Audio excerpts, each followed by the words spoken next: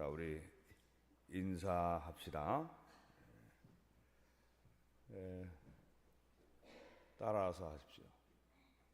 우리는 에서의 자손이 아니라 우리는 야곱의 자손입니다. 우리는 이스라엘입니다. 오늘 이제 말라기서 1장을 읽었는데, 이 바벨론에서 귀환한 공동체, 유대인들의 공동체가 있는데 학계 스가랴 시대예요. 그러니까 이제 성전이 지어지고 그리고 공동체 생활을 하는데, 그런데 하여튼 이 공동체가 또 뭔가 이렇게 여러 가지 어려움에 처해서 하나님 앞에 하나님 우리를 왜 이렇게 사랑하지 않으시고 우리에게 은혜를 베풀지 아니하시고 은혜가 굉장히 떨어져 있는 이런 이제 상황인데, 이때에 말라기 예언자가 등장해서 하나님의 말씀을 전파하시는 거예요. 근데 이제 이번에 특세 기간의 첫째 주간에는 말라기서를 이제 읽으려고 하는데, 이 바벨론에서 귀환한 유대인들은 의심과 회의 속에 처해 있었어요. 이런 의소침한 신앙 공동체를 향해서 예언자 말라기는 하나님은 야곱을 사랑하셨고 에서는 미워하였다, 이렇게 말씀하셔요. 근데 표현상 하나님이 야곱을 사랑하시고 에서를 미워하신 것으로 나오지만, 사실은 이 야곱이 하나님을 가까이하고 사모한 것이고, 에서는 물질과 육신의 쾌락을 더 사랑한 사람이었어요. 이 쌍둥이 형제 중에 야곱은 어느 날 그 형 에서에게 에서가 사냥 갔다가 빈손으로 돌아와서 배가 고파서 그러는데, 야곱이 맛있는 팥죽을 끓이고 있었단 말이죠. 야, 그 팥죽 내게 좀 주라 그러는데, 그냥 줄 수도 있지만 이 야곱은 늘 마음속에 자기가 형으로 태어났어야 되는 건데 뭐 이런 생각을 갖고 있었는데, 형 장자권하고 나하고 이거하고 바꾸자, 어린 애들 이야기지만 거기에서 야곱은 장자권을 얻기 위해서 팥죽 한 솥을 다 준 거예요. 그런데 에서는 내가 배고파 죽겠는데 팥죽이 무슨 장자권이 무슨 소용이 있겠느냐, 그러고서는 팥죽 한 솥을 받아 가져가서 먹고 장자권을 바꿨다, 그런 얘기입니다. 요새 말로 하면 이거 완전 장난치는 것 같지만요, 실제로 고대 근동 지방의 그 어떤 그 문화와 풍속 속에서는 어떤 것을 대가로 해서 장자권이 왔다 갔다 할 수 있었다고 하는 그런 기록들이 나와요. 애들 장난 같지만 실제로 이것이 가능했다, 그런 이야기입니다. 그리고 이것으로 끝난 것이 아니고 이제 몇 년 더 지나섰겠죠. 아버지 이삭이 이제 늙어갈 때, 눈도 침침해지고 그럴 때에 장자에게 주는 축복식이 있었어요. 축복기도, 장자에게 주는 특별한 기도의 식이 있었을 때에 그 어머니 리브가가, 그러니까 야곱의 아내, 이삭의 아내 리브가가 이것을 알고 얘야, 에서를 부른 것이 아니라 둘째인 야곱에게, 얘야, 오늘 내 아버지가 장자권 축복을 해주시려고 하니까 에서가 사냥 나가는 동안에 내가 아버지가 좋아하는 별미를 만들어 줄 테니까 네가 들어가서 장자의 축복을 네가 받도록 해라. 아버지한테 들키면은 제가 오히려 욕을 먹고 저주를 받을 텐데요. 제가 어떻게 아버지를 속여요? 그랬더니 아니다, 네가 받아라. 저주는 내가 받을 테니까 네가 축복을 받도록 해라. 에서는 아버지가 좋아하는 별미를 만들기 위해서 사냥하러 나갔고, 그 사이에 리브가가 야곱을 위해서 그 아버지 이삭이 좋아하는 별미를 만들어 주고요. 야곱의 옷을 그 에서의 옷을 갖다가 입히고 이 털이 많은 그런 것을 다 이렇게 준비해서 혹시라도 만져볼까봐 다 준비를 했던 것이죠. 리브가가 치밀하게 준비를 하고 음식과 의복과 모든 것을 다 그렇게 지시를 하는 것이죠. 근데 이게 결국은 이제 이 태생 에서가 형이고 야곱이 동생인데 장자가 받아야 될 것을 찾아 동생이 받도록 하는, 이건 순리가 아니잖아요. 이런 순리를, 태생적인 순리를 버림으로 나중에 불화와 다툼거리를 만들어내서 야곱이 결국 쫓겨가고 피신 가서 외삼촌 라반의 집에서 20여 년 있다가 이제 돌아오게 되죠. 자, 이런 것을 리브가가 몰랐을까? 리브가가 이런 위험과 이런 걸 몰랐을까? 이런 위험이 있을 것을 알았겠죠. 분명히 이런 문제로 인해서 문제가 생길 것을 알았지만 그것을 알면서도 리브가가 야곱에게 장자의 축복을 받게 한 데는 내적이고 영적인 필연을 보았기 때문이에요. 그래서 장자는 에서지만 장자권과 장자권의 축복을 받을 자는 야곱이라고 본 것입니다. 리브가가 그렇게 보고 리브가가 에서가 아닌 야곱이 장자의 축복을 받도록 그렇게 유도를 하고 인도를 하는 것이죠. 여러분, 믿음의 사람들의 삶의 태도와 또 불신앙의 사람들의 삶의 태도는 그들의 운명을 바꾸는 것이에요. 운명을 바꾸는 것. 그러니까 이제 그러잖아요. 팥죽 한 그릇으로 운명이 바뀌었다 그러죠. 그런 것입니다. 팥죽 한 그릇으로 운명이 바뀌는 것입니다. 근데 이제 이것이 꼭 축복과 저주가 운명적인 것 같은데 자세히 보면은 그 사람의 삶의 추구와 삶의 태도하고 직결되는 것입니다. 오늘 우리가 시작할 때에 우리는 에서의 자손이 아니고 야곱의 자손입니다. 그렇게 우리 인사를 하고 출발한 것입니다. 여러분이 에서의 자손이면 새벽에 이렇게 일어날 필요도 없는 거예요. 돈 벌기 위해서, 직장 생활하기 위해서는 일어날 수 있지만 새벽 기도하기 위해서 이 새벽에 특세라고 또 3주간 동안이나 하기 위해서 일어날 필요는 사실 없는 거예요. 이게 야곱의 자손이기 때문에 이러는 겁니다. 여러분, 또 우리 교회만 그러냐면 이 동네는 제가 보니까 우리만 그런 것 같은데 새벽 기도 열심히 하는 교회들 참 많이 있어요. 여러분, 사랑의 교회 새벽 기도 참여하려고 새벽 2시에 일어났다 그런 사람들도 제가 봤어요. 저 강동 구청장인가? 구청장 부인이 오늘 자리에서 이렇게 잠깐 참아서 담소하는 자리에 있었는데 열심히 다녔다는 거지. 거기 새벽 4시 반, 5시 새벽 기도 참석하기 위해서 자기네 집 멀기 때문에 2시에 일어났다는 거예요. 여러분, 그런 사람은 많습니다. 저쪽에 강동 쪽에서도 그렇고 저쪽에 동탄 시온교회, 감리교회들 거기도 새벽 기도하기 위해서 특제 애들까지 다 데려 나오는 거예요. 그 사람들은 바보라서 그렇게 하는 줄 아세요? 영적인 간절함과 간절한 축복이 있기 때문에 하나님의 은혜의 자리에 그렇게 나오고 축복을 받기를 원해서 그러는 것입니다. 믿음과 불신의 차이. 야곱의 인생은 주님께로 더 가까이 나가고자 하는 인생이며 하나님의 축복받기를 간절히 원하는 인생이었기 때문에 하나님이 그를 만나 주셨어요. 그래서 베델 그 들판에서 돌베개를 베고 자는 야곱에게 하나님이 나타나 주셔서 야곱아, 나는 너의 할아버지 아브라함의 하나님이요 너의 아버지 이삭의 하나님이다. 내가 너 누운 땅을 너와 내 자손에게 주리라.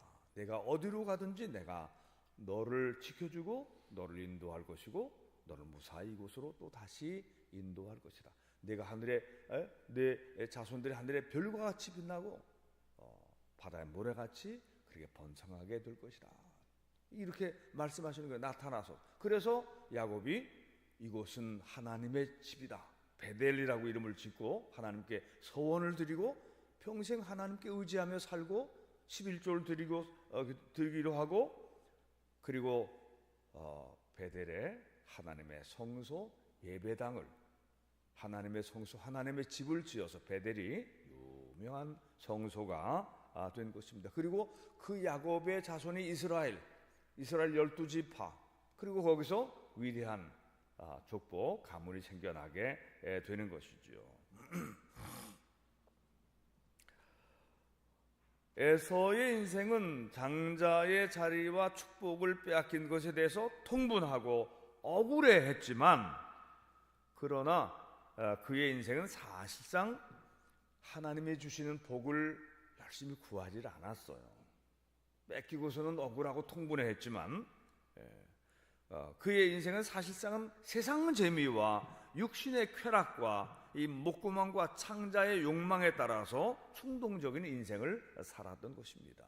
오늘날 대부분의 사람들이 목구멍, 갈망, 창자, 이 욕망, 여기 따라 사는 거예요. 매우 육신적인 욕망에 따라 충동되는 것이죠. 아무리 예술적으로, 아무리 문화적으로 포장을 한다 하더라도 목구멍의 갈망과 목구멍이 포도청이라고 그러잖아요. 그리고 창자의 욕망, 이 육신의 욕망에 따라서 사는 인생, 이게 결국은 에서의 인생인 것이에요. 에서의 인생이고, 그보다 차원이 높은 장자권, 축복, 하나님께 자꾸 하나님의 복을 얻기를 원하는 거예요. 이것은 물질적인 복을 넘어서는 것이다. 사랑하는 성도 여러분들이, 우리는 더욱더 영적인 사람들이 됩시다. 아멘. 따라합시다. 영적인 사람.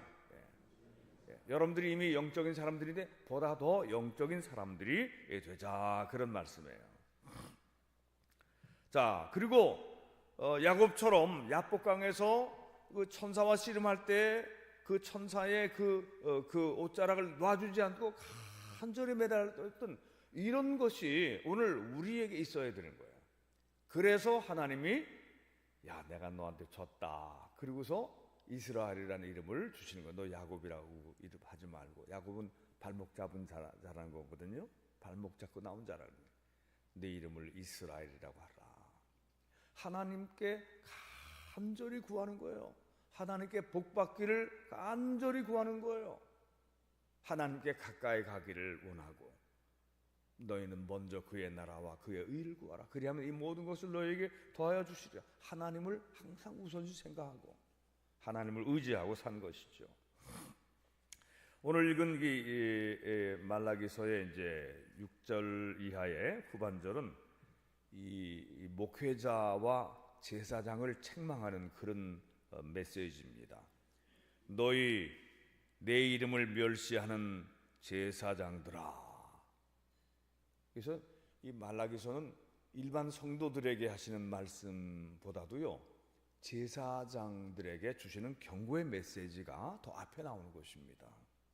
하나님의 이름을 멸시하는 제사장들아.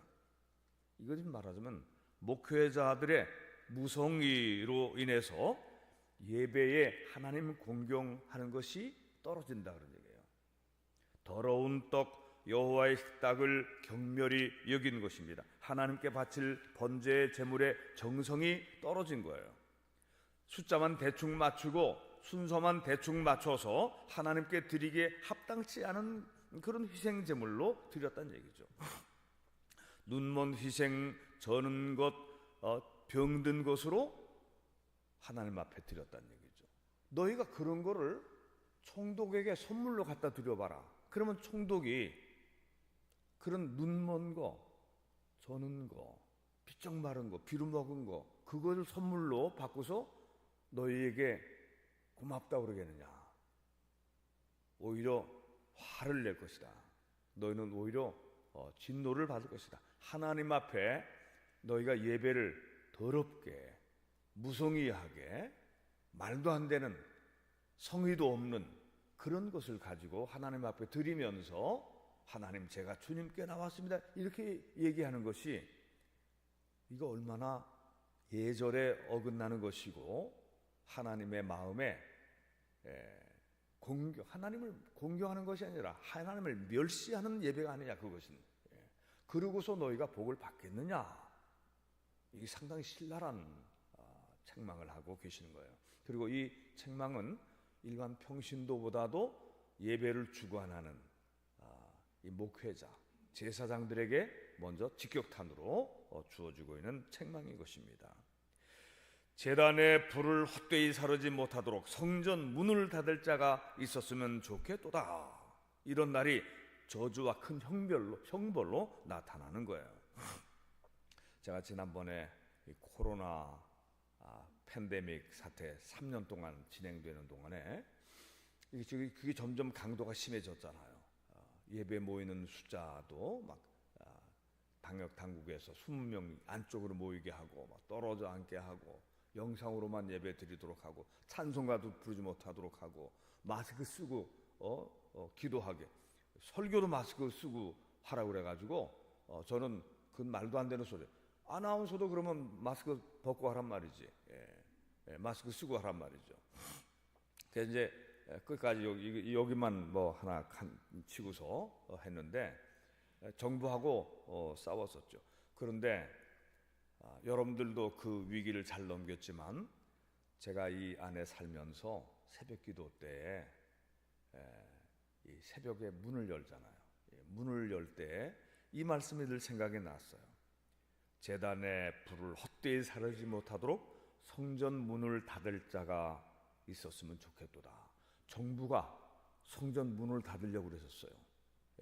방역 당국이 코로나를 이유로 교회 문 닫으려고 그랬었습니다. 그리고 못된 국회의원들, 이번에 국회의원 선거가 4월 10일 날인가 시작되는데 못된 국회의원들 골라서 떨어뜨려야 돼요. 교회 폐쇄법을 여러분 그거 진짜 발의하려고 그랬습니다. 교회 폐쇄법. 근데 이제 거기에 조건이 붙었겠죠.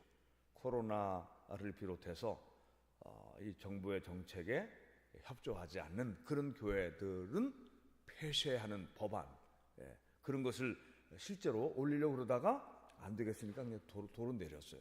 71명인가 하는 그 의원 이름들을 제가 다 압니다. 그거 쫙 퍼졌어요. 여러 차례로 그거 교계에서 이런 사람들은 정치가로 국회의원으로 보내면 안 된다고 다 그 사람 이름 어느 당 누구 다 이렇게 이름까지 왔어요. 실제 있었던 교회 폐쇄법이 있었습니다. 근데 저는 영적으로 하나님께서 성전문을 닫을 자가 있었으면 좋겠도다. 지금이 그런 위기의 때다. 내가 성전문을 열면서 하나님께 기도하면서 열었어요. 하나님, 이 문을 열게 하시니 감사를 드립니다. 우리의 예배를 주님께서 닫지 아니하시고 받아주시니 감사합니다. 다시 회복되게 하옵소서. 기도하면서 문 열고 문 닫고 그랬습니다. 여러분 지금 다시 문이 열렸지만 우리가 다시 회복해야 되는 것이고 이걸로 인해서 교회들이 많이 타격을 받았어요. 우리 사회가 전체적으로 큰 어떤 영적인 큰 쇼크를 받았습니다. 이것을 빨리 위기를 인정하고 참된 예배와 예물을 드리는 자리로 돌아와야 된다는 얘기죠. 우리의 예배가 신령과 진정의 예배로 돌아와야 된다는 얘기죠. 그것은 목회자들에게 주시는 말씀이고 또 장로님들과 권사님들과 직분자들에게 주시는 말씀이기도 한 거예요. 하나님이 진짜로 진노하시기 전에, 버리시기 전에 신령과 진정으로 진심으로 회개하고 우리가 하나님 앞에 드리는 것들을 무성의하고 그리고 하나님을 진심으로 사랑하고 공경함이 없이 멸시하면서 그러면서 드리는 그런 예배의 태도와 예물, 이런 것이 합당치 않은 것이다.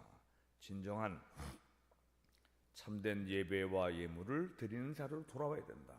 이번 사순절 세일의 특별 새벽 기도의 자리는 진심으로 하나님을 사랑하고 마음과 힘과 뜻을 다해서 주님을 진정 사랑하는 영성을 되찾는 그런 사순절 다니엘 세일의 세 주간의 기도 기간이 되어야 할 줄로 믿습니다.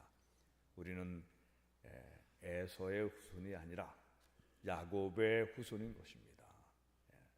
배고프더라도 피곤하더라도 장자권, 축복권, 하나님께 더 가까이 나가고 주께 더 나가기 원합니다. 주님께 더 나가고 하나님의 복을 받기를 원해서 참 이스라엘이 되는 거예요. 마지막으로 성경 한 절 읽고 마치겠습니다. 로마서 12장 1절부터 2절. 로마서 12장 1절부터 2절 제가 읽어드리겠습니다. 그러므로 형제들아 내가 하나님의 모든 자비하심으로 너희를 권하노니 너희 몸을 하나님이 기뻐하시는 거룩한 산제물로 드리라. 이는 너희가 드릴 영적 예배니라. 너희는 이 세대를 본받지 말고 오직 마음을 새롭게 함으로 변화를 바라 하나님의 선하시고 기뻐하시고 온전하신 뜻이 무엇인지 분별하도록 하라. 아멘. 기도하십시다.